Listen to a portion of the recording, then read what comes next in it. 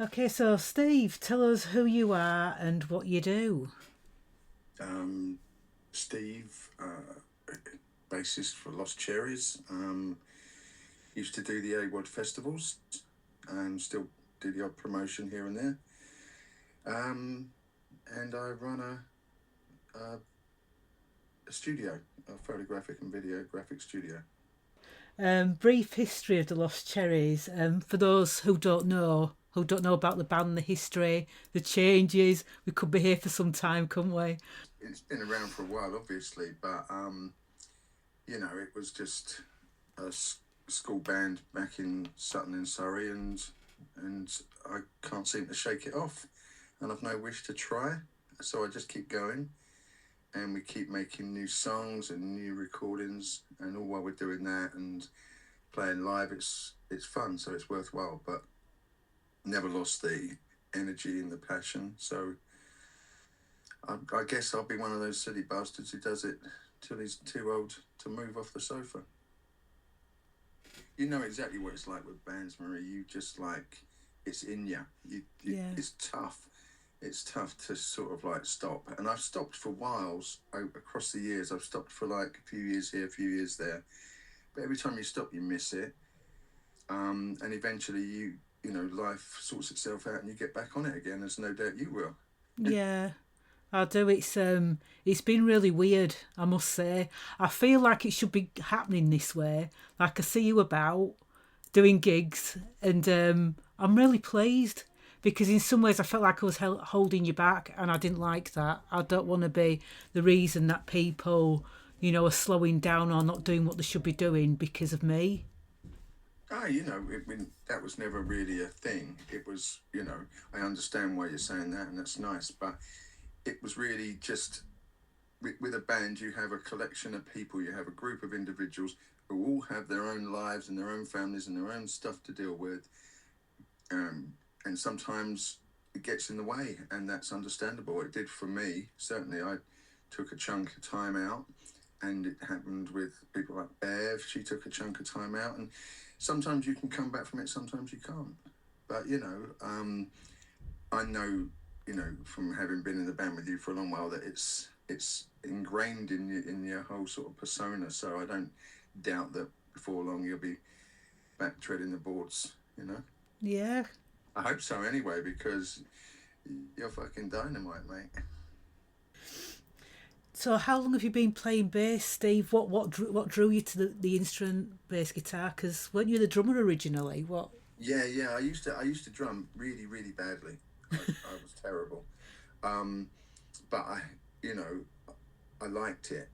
And then we needed a bassist. We asked for a bassist, and a drummer showed up. So I went, oh fuck it, and I just went and bought a little bass guitar out of a second-hand charity shop down in Sutton for I think 30 quid, and that became the first bass, which I played with my thumb for about the first 6 months. But with the songs we had, which were all basic Discharge rip-offs, it didn't really hinder me too heavily. And then I discovered there was more than one string, so away we went. But I think the last time when it just ended up, there was just me and Shay, who's now gone himself, bless him. But the last time that happened, I was kind of thinking, this is a sign. It's time to pack it in. It's okay.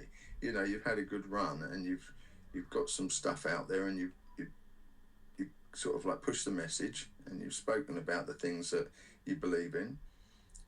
Calm down, settle down, you silly sod. So I put up a post on Facebook, kind of saying, I think this is kind of it, but and then I got a message saying, I'm interested in going us from Tay, the new singer. And so then I got back in touch with Shay, who by then joined another band, and with Liz, and finally Matt. We tried other drummers, but there's just sometimes some things just fit. Yeah. And I know Matt's a tub thumper, and he has it, and he sometimes he kind of nearly kills you with cardio, but I used to love he that. Oh, I used to I love love it. that. I miss it. I missed that. I love it too, but you know what? I mean, I think it's a sort of like a toss up. Which one of us is going to sort of have the cardiac arrest first, me or him, on stage. It's going to be one of us, and even if it is me, it'll be his bloody fault. But I love it. I mean, it just works for me. I don't mind. See, you know me, Marie. I've never really been that bothered. We don't do it for like other people. We just do it to sort of have a message, have some fun, and Definitely. new single out soon anyway. Yeah, I've seen. Yeah, test pressings arrived this week, so quite excited about that. We've gone for this garish splatter vinyl thing. Oh, you've got to send me one. Or maybe you won't. God, yeah. No, absolutely. Yeah, of course we will. I'll even sign it for you. Oh, will you? Yeah, just to make sure you've got no resale value. Why would I sell it? No, I'm joking. It's quite good. It's all right. It's quite good.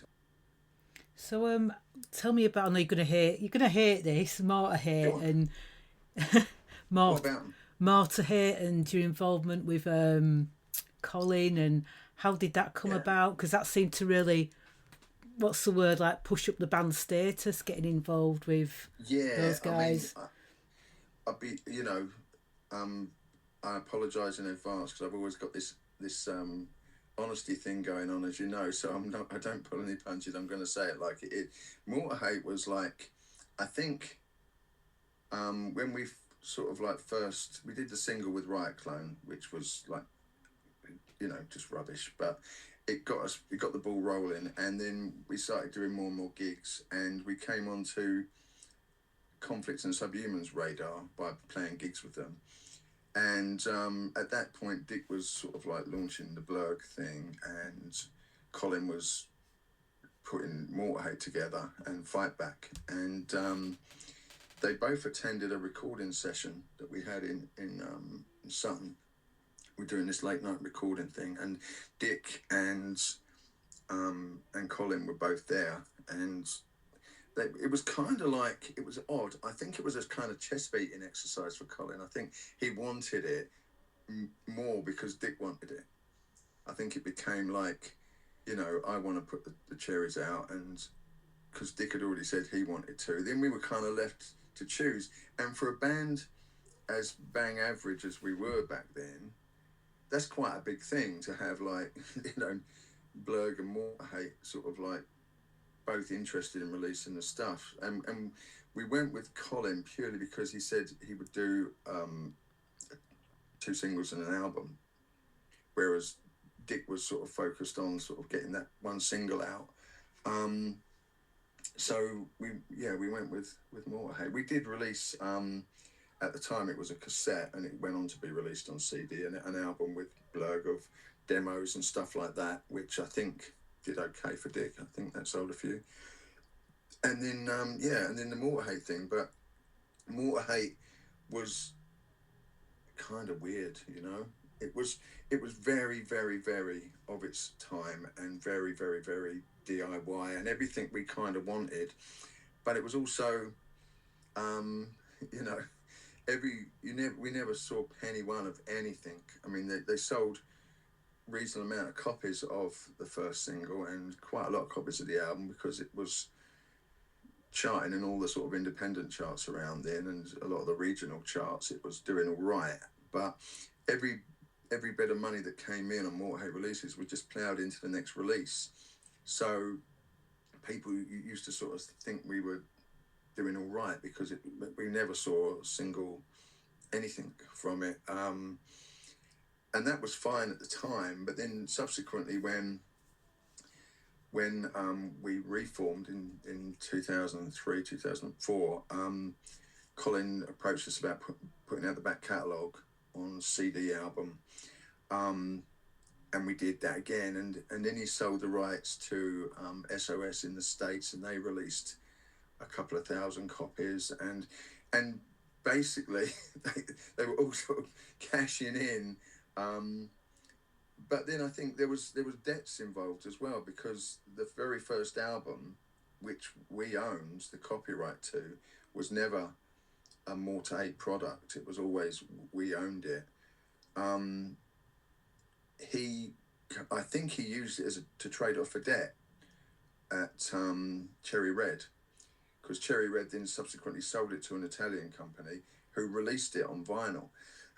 And it kind of pissed off some of the old Cherries, some of the old Cherry members, because they said to me, you know, oh, we see the, you know, the first album's been re-released, and I didn't even know about it. Then I'd heard talk about it, but I'd never seen it, and it was at a gig over in Kingston at the old at the Peel.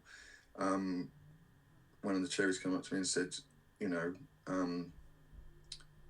why have you re-released it? And I said, I didn't, mate. I didn't. I had no idea. And then when I spoke to Colin and Cherry Red about it, they said, oh, well, you know, it's Colin's recordings, but it never was. So they basically, he owed Cherry Red some money, and I think he used a lot of the old stuff as collateral in a deal done to sort of free him up of his debt. I don't mind that. I just wish they'd asked, you know. Yeah.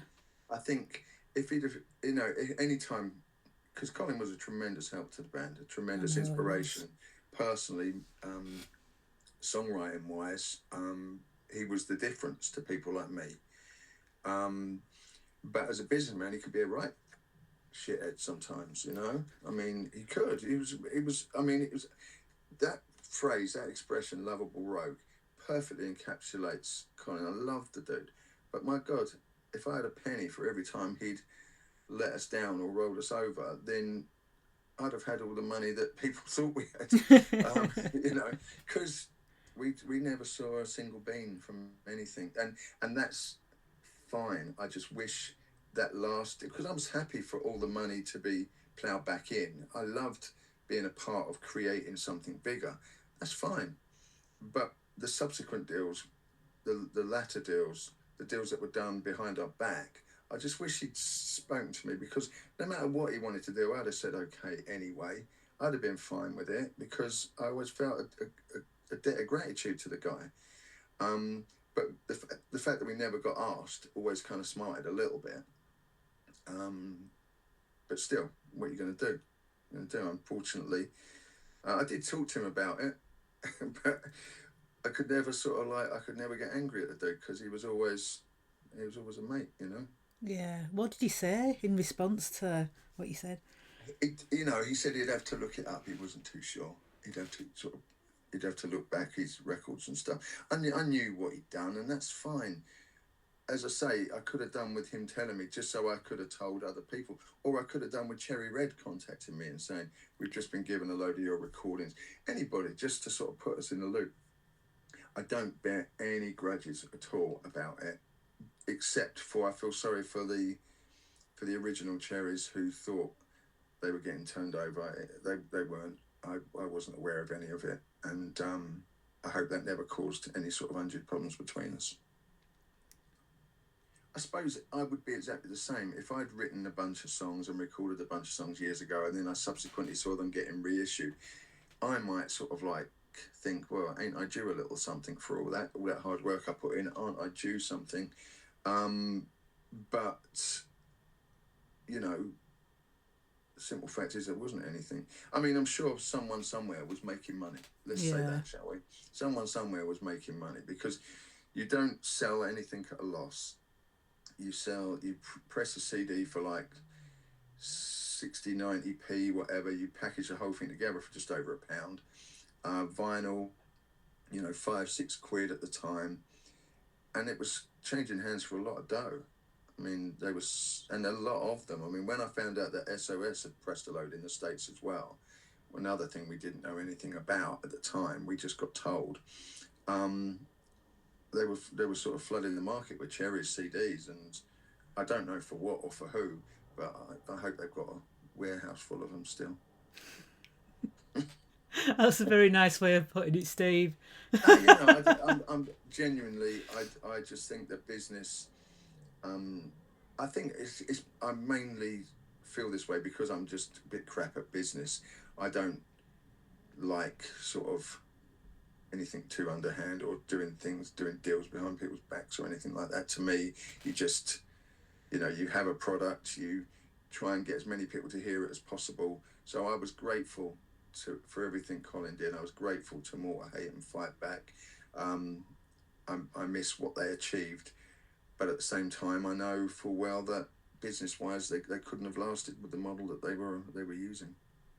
Well, I will ask you about Colin, no, one last thing. So have Yeah. you got any stories, any good stories to say about him? Any? I mean, he did tell me a really nice one about you going to the market with him and Paco. Yeah, no, I mean, that was just like, just the first time I ever met them. I spent some time around at Colin's place in Eltham, in the old schoolhouse with his mum and dad, and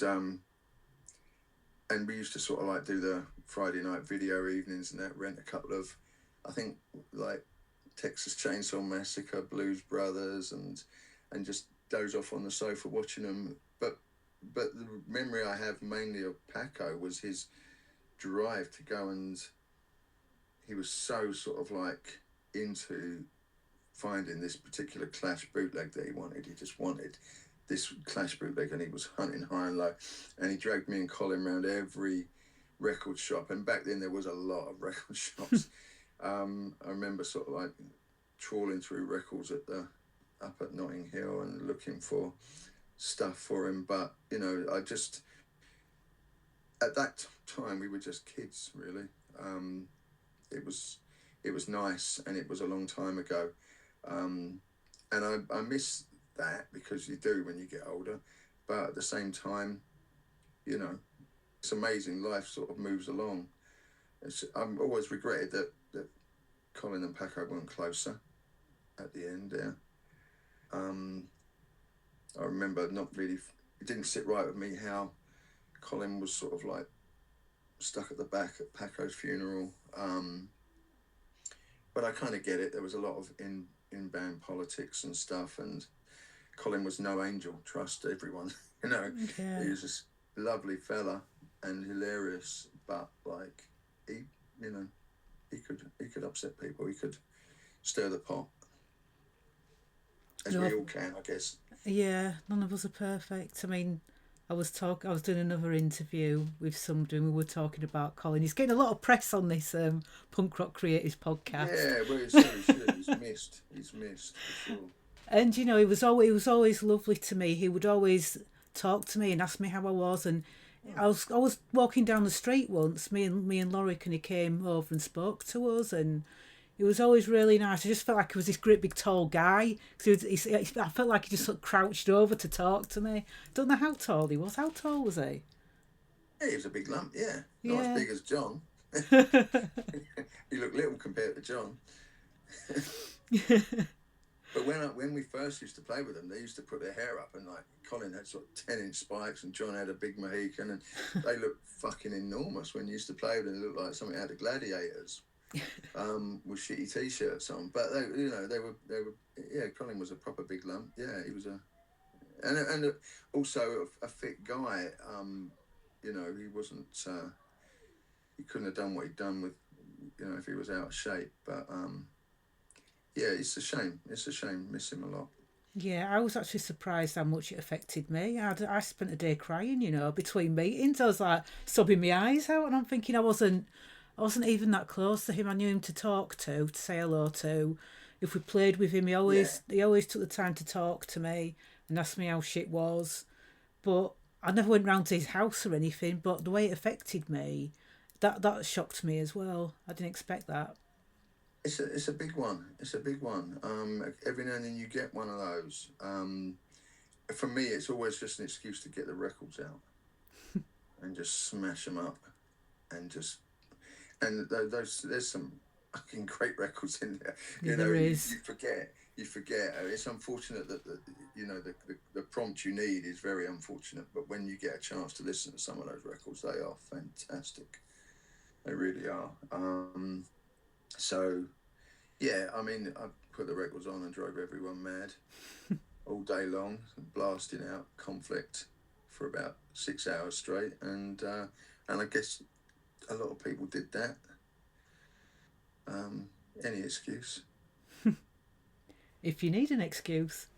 Yeah, I mean, it's odd, isn't it? You kind of like, you lose your heroes, and when your heroes are also people you know and people that you've kind of broken bread with, it amplifies it. I was in no way a close friend of Colin. I was an acquaintance. I was someone who'd worked alongside him. I've done an awful lot of gigs with him, but we weren't ever.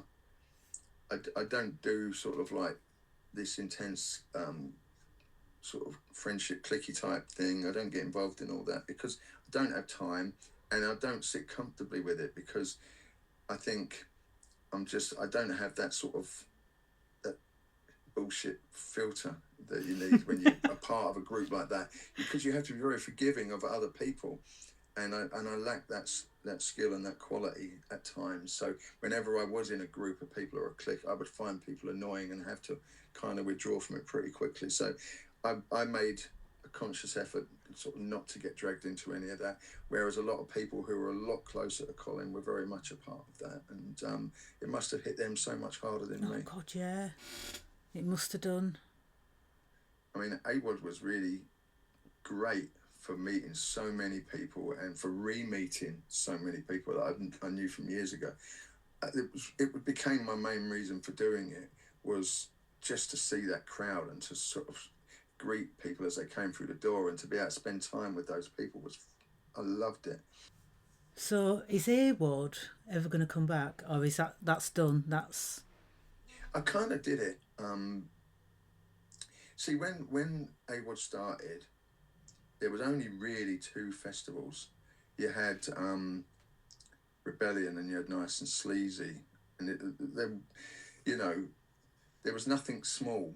There was nothing in a pub. There were loads of gigs, loads of shit, but there was nothing really where someone was putting on a bunch of bands across a few days in a small venue. There was nothing, and I searched because we wanted to get on it.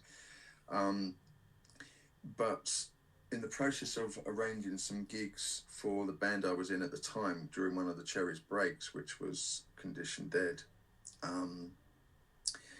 I inquired up at the Gaff on Holloway Road, which was a really cool venue at the time. I played there. I loved it. I loved that venue. It's a cool venue. Some venues just work. It doesn't always matter what they're like or who's running it. Sometimes it just clicks. It's normally the crowd. It's always the crowd that make the difference. But that venue popped, and so I contacted it about, can I book a night there to get some gigs with Condition Dead? And they gave me a Friday night.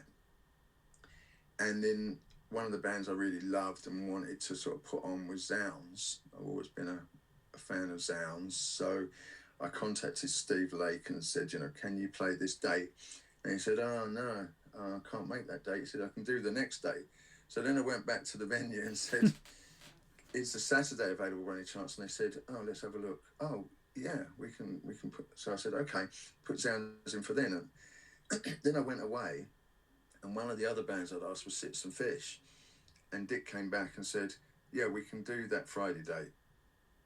I went, oh, okay. So I went back to the venue and said, any chance we can have both days and do a little thing? And they said, sure, okay. So it was Citizen Fish and Zounds.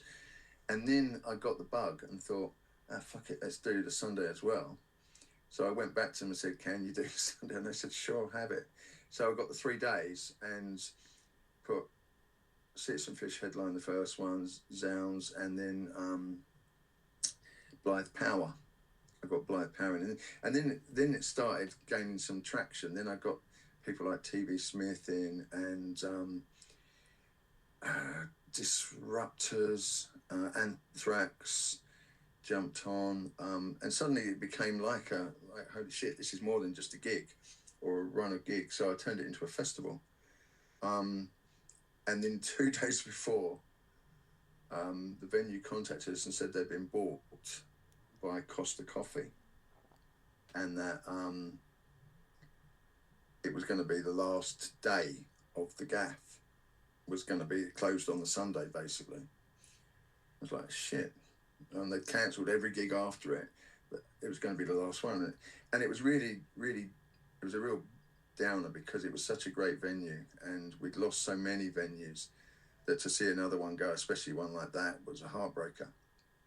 But my God, did it make the festival. Holy crap. Because it brought out everyone who wanted to see the bands, which already filled the place, and then chuck another 200 people who wanted to sort of like pay tribute and have one last night at the Gaff. On the Sunday, it was massively illegal, but of course the owners didn't give a shit because they were closing anyway. So they didn't care if someone came in and closed them down. They were closing anyway. So they just took everyone in. I mean, unfortunately, they let in pretty much all of their mates for Nada, which meant that although the place was absolutely heaving, it barely broke even on paying the bands, but at least it was something special, you know. We got there in the end. We got the bands all paid, and then it was like, great, see you next year. And I'm like, what? Like, you can't not do this.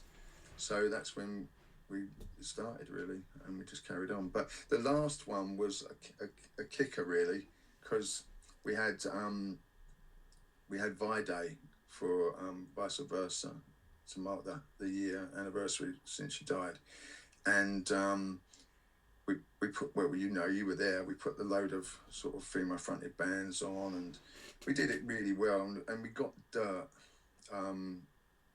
And I didn't get Dirt. Vice Versa got Dirt, and that's how it should be. And pretty much every other band that played as well. But I thought that in her honour, that, you know, we put any proceeds, any profits after everyone was paid, we paid to the Refuge, the charity. You know, we just thought it was appropriate, so we announced it, and it went bobo. We absolutely rammed the place out, but at the end of the gig, because the gig was so well attended, I had like 4 or 5 bands come to me and demand more money, and it was like, okay, but we agreed this amount, and now you're holding your hand out for more. And I understand where they're coming from, because, you know, the place was rammed. It was absolutely smashing it, and people were paying money to get in. It was all really well run, but it cost me such a lot to put on across the 3 days, or the 4 days, because it was even being run from Thursday to Sunday, that I was conscious of wanting to take at least a couple of grand to Refuge. I just wanted to do that for Vi, and I just thought it would be something we could get out of. But that got knocked down by 2 or 3 bands, you know, basically getting quite pissy about their agreed fee. They agreed sort of like a low amount because of the charity. Then when they saw how popular it was and how busy it was, they all put their hand out at the end of the night. And I don't want to, you know, I'm not a person to see sort of people have a negative experience. AWOD was always about people having a positive experience, and that's punters and bands alike. So, you know, how many festivals pay the bands before they play? How many festivals sort of like, you know, that's how proper run festivals are. You know, like Rebellion, you go to Rebellion and they say go down to the office and you can collect your pay, and you know, it puts you in a better state of mind as a band that you've not come all that way or done all that work, and you know, you're going home with nothing. You've got the agreed fee, but the agreed fee was obviously not enough for some bands, and a couple of them got quite heavy about it. You know, not like nothing you can't handle, but quite pissy and quite bratty and irate, and you kind of went, oh fuck it, just take more money then. Take more money. If you want to do that, have it. You know, there is money there, I won't lie, because I've run this properly in order to try and make a few quid for a charity for the first time. But all in all, when Dirt took to the stage and that place went off, I just stood there and thought, it doesn't get any better than this. Yeah. It don't get any better. This is everything I wanted to do. I think Rudimentary Penile was the only thing that could have kept me going, to the point where I was almost stalking the dude. Because I contacted his agent and attended stuff that he was sort of like doing gallery signings at and stuff like that. I tried to get through to him just on the off chance that, you know, that he would he would sort of give it a run out again. You never knew. I mean, there was a lot of bands I got together, you know, Partisans, MDC, that had finished. They weren't doing anymore. They were done, and we got them together for AWOD.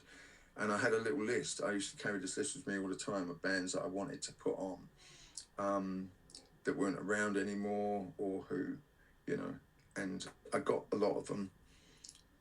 Dirt was the pinnacle for me because they were so cool and they were so decent about it. And Dino's such a sweetheart. You know, she was so nervous, bless her. It was a lot for her. She was dealing with so much anxiety. And when she took that stage and did what she did, it was like, holy crap, you forgot just how good they were. You know, you forgot just how good. And they were absolutely awesome. And I thought, no, I can't do this again because it's like, it's done. But, you know, never say never. Yeah, never say never. I'd like to showcase new bands. I had a thought of putting on a festival just of new bands and let everyone pay what they wanted on the way in and on the way out. And then whatever you took, all the bands to split it equally and just have new bands. But then, you know, do you need a headliner in the mix to sort of like get it over the line door-wise? Because when you approach a venue like the Dome, they need to know it's going to fill. They need to know they're going to take money at the bar. I've played at enough places when the promoters haven't really managed to get enough people in the room, and it's painful for the bands, the promoters themselves, and the venues. So if I do it, I'd like to do something weird. I want to do something weird, you know? Do you know, I was going to ask you about, I remember one time you were telling me about the Flux of Pink Indians and their squat in Brentwood. And I thought that might be an interesting story to put on here. I don't know where their squat was. I know that we played with them in Brentwood, and subsequently went to, there was a girl sort of who was doing a fanzine at the time, and she messaged the Cherrees, and I was like, oh yeah, you know, and she's like, have you got any contact details for Flux of Pink? So in other words, she's not interested in us at all. She just thought because we played with them that we'd know them. So I messaged Colin and just said, can we come along and sort of like, I introduced her to this girl. She wants to interview you and stuff. And it was fucking weird. It was so weird. I mean, bless them, ever so sweet. And, you know, bless them, it's just, that's not a lifestyle for me. But they were very hospitable. And this girl, Sue, she asked, it was really weird because she had a bug up her ass about smoking. It was one of those things that she didn't dig because of the animal testing, etc., etc. And I totally sympathise with that. And, you know, it's not something I've ever done. But she had this question about, you know, what do you think of, you know, people who smoke, right? And she chose to ask it when one of the bands started rolling up and lighting up, and she then hit him with that question, and it got really frosty. The guy was like really quite intense. He reminded me of you know, out the young ones, the Rick out the young ones. It was, but he chose to get all high horsey about it and said, well, I smoke. And it was like, yeah, I didn't ask that. I just asked, what do you think about it in light of like the animals? And he got like quite pissed off at her, but fucking, you know, she's entitled to ask a question. And anyway, he didn't avoid the question. He just got a little bit pretentious about it. It's up to him if he wants to smoke. Fair enough. Because you mentioned the well, and I always remember you telling me Yes. the story about the well. Yeah. They were scraping stuff. They were like, they had like a kind of mossy type green stuff that they basically scraped from and they served up potatoes, which were still like, it was ever so sweet and slightly horrific. They'd served up these kind of half-cooked potatoes, which still kind of had the dirt on them. I think they were just really desperate to show us how they lived, very sort of like Spartan and stoically, and very sort of like right on. and it was stewed moss that they'd got from their well. Um, and it was like, okay, I'm not eating that shit because I don't want to. But thank you so much. And look, if anyone wants a bit more, there's a bit on my plate. But it was just a very peculiar thing to do. Very sweet. I appreciated the gesture, but holy shit, stewed moss. You kind of said, what's this? And stewed moss. When something happens and you kind of think it's a little bit of it is for effect. I might be doing them a tremendous injustice, and maybe this was what they ate every day and night. I don't know, but I kind of think it was for our benefit, in so much as, look, we're Flux of Pink Indians. We're very, very serious, and we're very, very sort of right on that. And it was effective because we did go away from there thinking, holy crap, they eat stewed moss. So you can't even I remember it. It's not even my story. It's something you can't forget. It was very, very surreal. And Sue was a sweetheart, so she didn't in any way sort of like take offence when the guy got a little bit uppity. She kind of just apologised for asking, really. Oh, I shouldn't have felt like that, Yeah, no, listen, it was, for me, it was quite amusing. I was just doing the introduction. I had no intention of going, but time you sort of like, you take someone there, you kind of think, well, I'll get, make sure that they get done and get home safe, Yeah. All good. So, who is your favourite artist, band, musician? You've probably mentioned it. You've mentioned it with sounds because you love sounds. Well, punk-wise, yeah. I mean, but I like a lot of different things. A lot. I mean, I always say to people, like, I might play in the Cherrees, but I don't listen to a lot of punk music. But then I realise I kind of do. I do listen to a lot of older music. I want to listen to more new music, and I've just sparked up a relationship with my son again, who I didn't have in my life for a long time.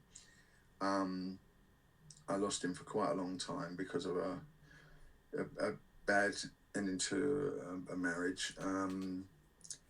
But he is back in my life now, and he's introducing me to some new music, which is kind of cool because I sort of absorbed that so lovingly. Anything new, I'm up for, and I'm listening to a lot of electronic stuff at the moment because I like a tune, and electronic tunes are kind of easy. They're kind of cool. They stick with you. Very easy to whistle. But I still listen to more punk than perhaps I should because it's always on. Bands. The newest bands I've seen that I've really liked. I really like Dafadildos. I love the energy.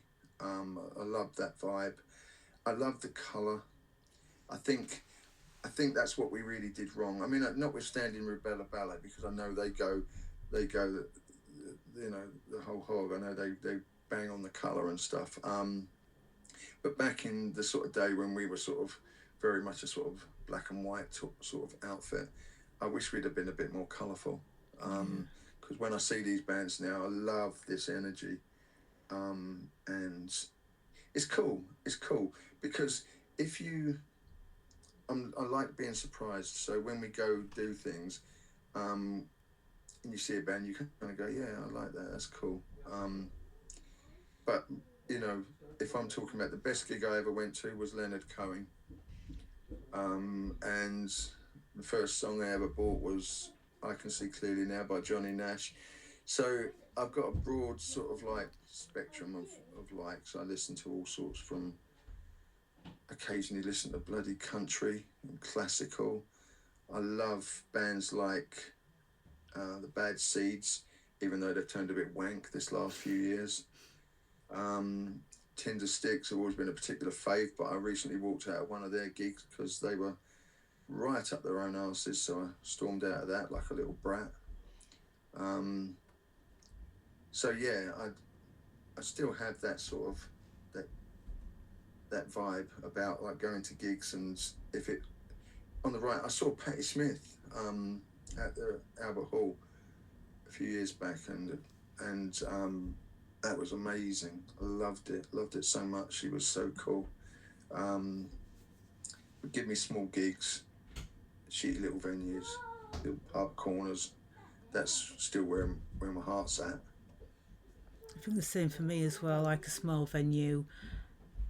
Yeah, the bigger gigs, they're just not, I just don't know, they just don't feel the same to me.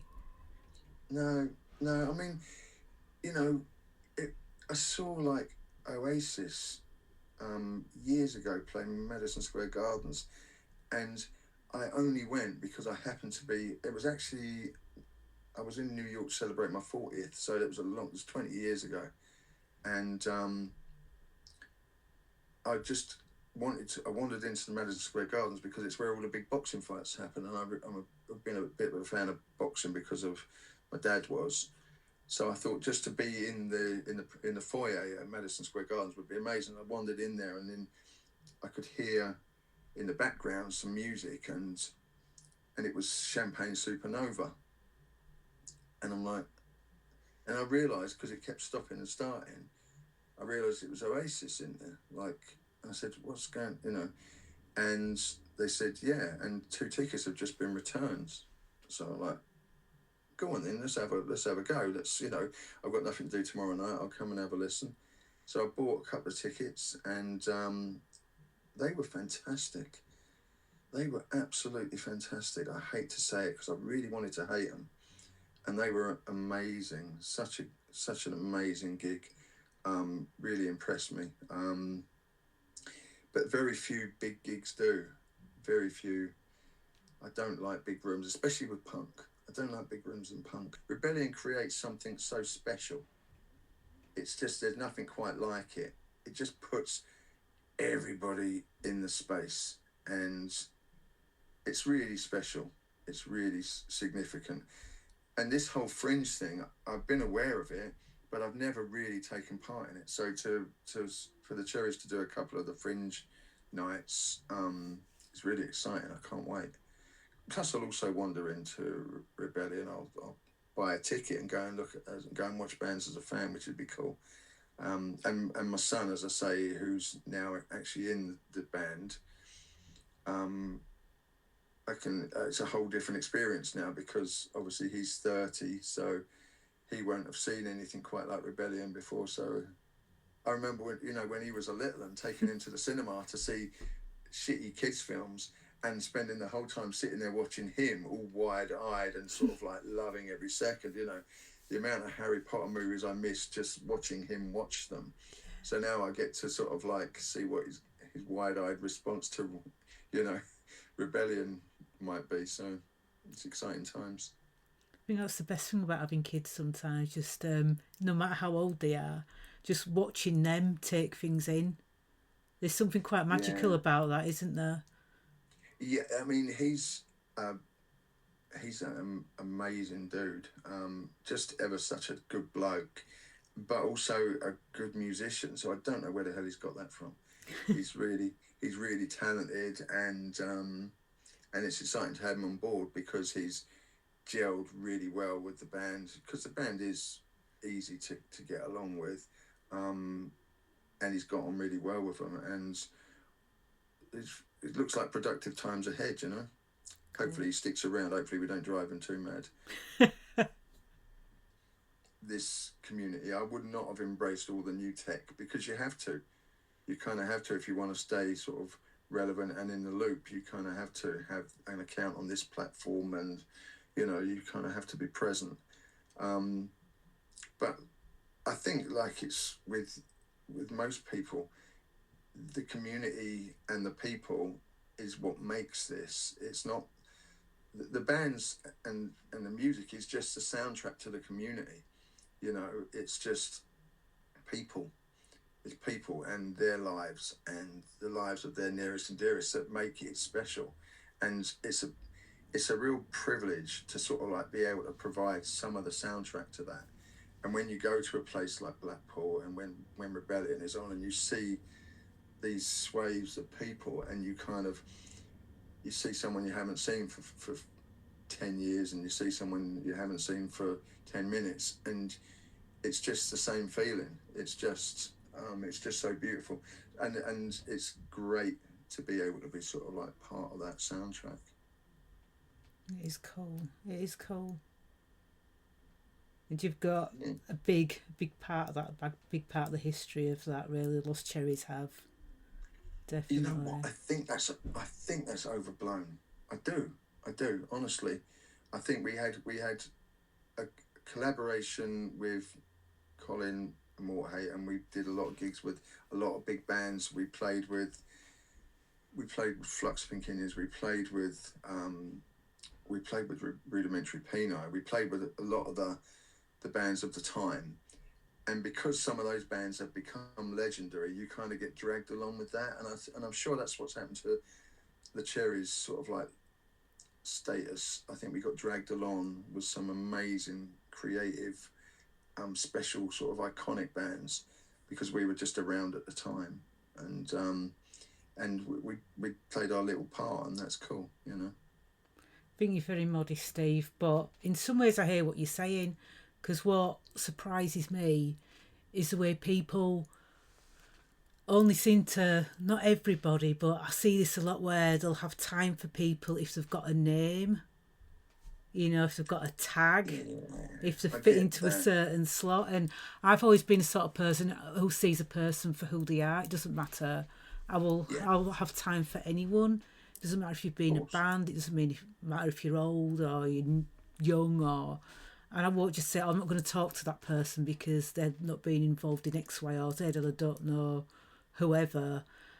That's not me, but I'm surprised at how many people think like that, especially in our that's community. Part of that click thing. That's part of that click thing that I said we always sort of like avoided it. We never went along with the flow. We never sort of ran with the crowd because it's just not who we were. All these, it's like at the time when there was a lot of bands sort of playing squat gigs and they were all a very tight-knit little insular kind of clique, and we were sort of very much on the outside of that, and they kind of, a lot of them really let us know we were on the outside of it, but we didn't care. All of us worked for a living. We all went to work. We all got up and we all went to our jobs, and we earned a living, and we used that to fund our hobby, which was the band. And I've worked all my life, but most of my life I've worked for myself. I've created opportunities. I've created companies. Everyone has their own process and their own methods and their way of doing things. And mine has been I never was good with a boss. I never responded well to being told what to do. And every time I had a boss, I used to make sure I worked in such a way as they never used to have to bother me because they knew it would get done, and that was fine. So I prefer running my own businesses and having my own sort of like concerns ongoing, working for myself, choosing whether I get up and do that meeting or whether I just do something else, or take a drive down to the seaside with the dog. That's what you can do when you run your own business, and it's on you, sort of thing. But at that time, there was a lot of sort of people sort of hanging out, and people would get quite sneery and quite sort of like, when they found out you worked, it's like, I'm not lying about it for you. We do what we do, It never mattered to us one little bit. We were all sort of like, we came from middle class Cheam and Sutton, and we had sort of working parents, and we had some would describe it as a privileged upbringing, but there wasn't a single one of us sort of like milking, that situation. We all just got on with it, but that did exclude us from a lot of stuff. We were sort of like, we were outsiders to a lot of people because we didn't want to be part of a clique. There will be, people create divides, and sometimes they're worth bridging and sometimes they're not. There will be a difference between sort of like fresh, new, exciting bands and this sad old sort of like crowd that won't let go of the fact that they used to make records, sort of thing. And that's, the Cherries were regarded as that. We just keep going, and when people leave, you put new members in and you roll on. But it's interesting when you have some sort of new blood come in.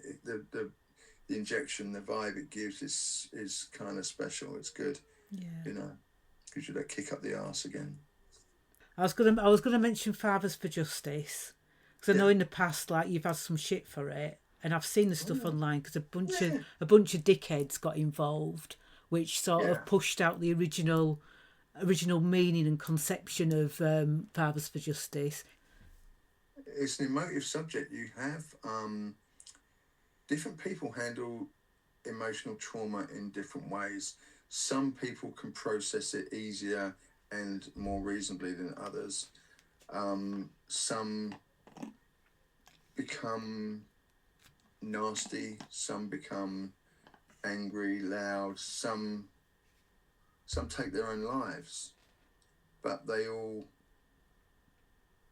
we all process mental trauma differently, and it is a mental trauma that these guys went through, and that I went through, and some of them did it in all the wrong ways. I mean, I met so many guys when I was with Fathers for Justice that I'm really glad didn't get to see their kids because they were fucking arseholes, real cunts, and I'm like ever so glad they didn't get to see too much of their kids.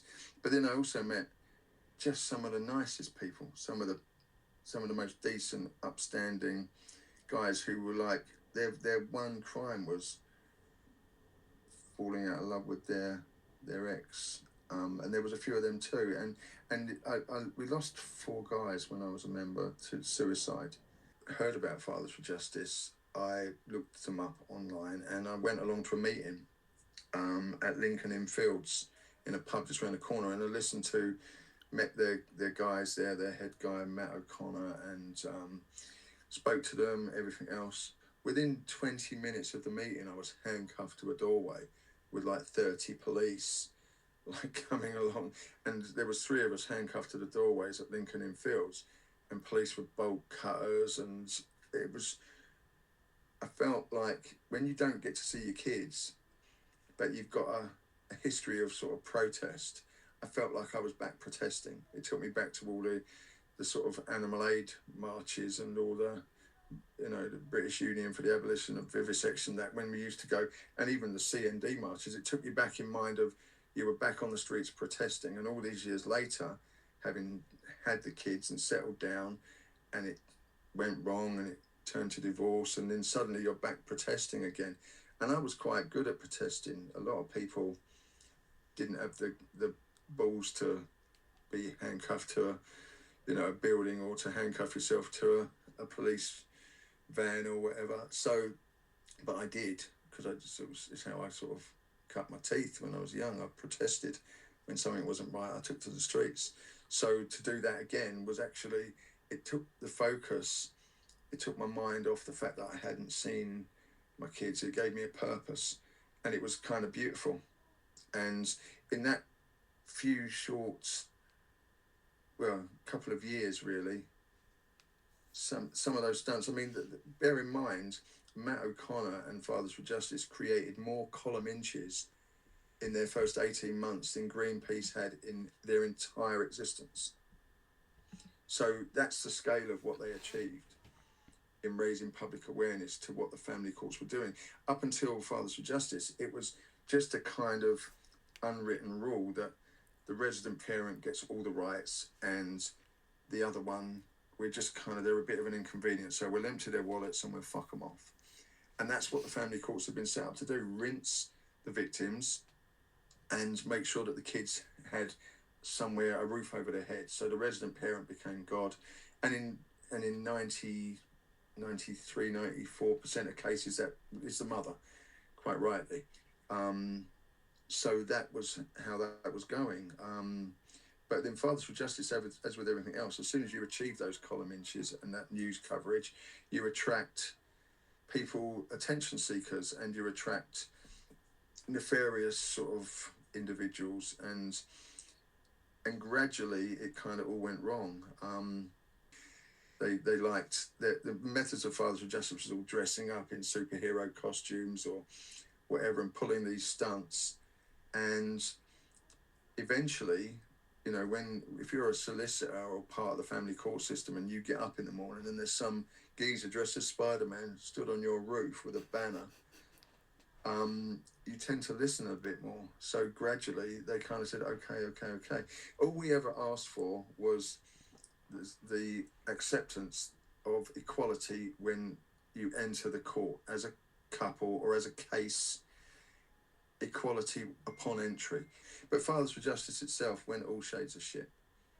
You know, do the things you want to do. You get one shot at this, you got one freaking life, so be true to yourself at least, good or bad, you know.